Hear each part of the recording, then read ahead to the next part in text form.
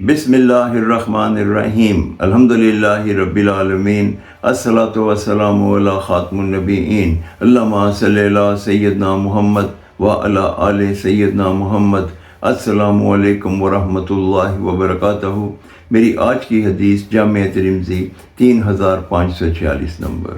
امام المرسلین خاتم النبیین حضرت محمد صلی اللہ علیہ وآلہ وسلم نے ارشاد فرمایا، وہ شخص بخیل کنجوس ہے جس کے سامنے میرا نام لیا جائے، میرا ذکر کیا جائے اور وہ مجھ پہ درود نہ بھیجے۔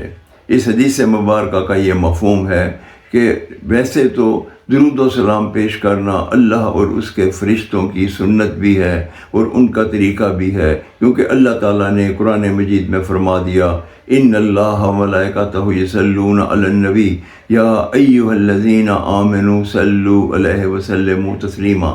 میں اور میرے فرشتے نبی مکرم صلی اللہ علیہ وسلم پہ درود و سلام پیش کرتے ہیں، اے ایمان والو تم بھی درود و سلام پیش کرو۔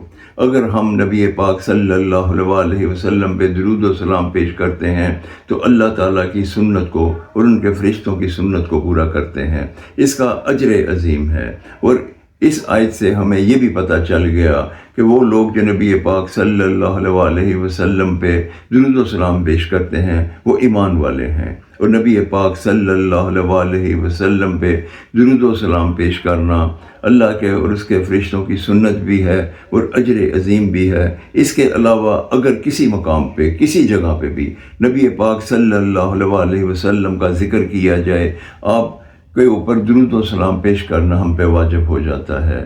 اگر ہم درود و سلام پیش نہیں کریں گے تو ہم کنجوس اور بخیلوں کی صف میں کھڑے ہو جائیں گے۔ اللہ تعالیٰ ہمیں نبی پاک صلی اللہ علیہ وسلم پہ کثرت سے درود و سلام پیش کرنے اور جہاں بھی آپ کا ذکر ہو درود و سلام پیش کرنے کی توفیق عطا فرمائے، آمین یا رب العالمین۔ السلام علیکم ورحمۃ اللہ وبرکاتہ۔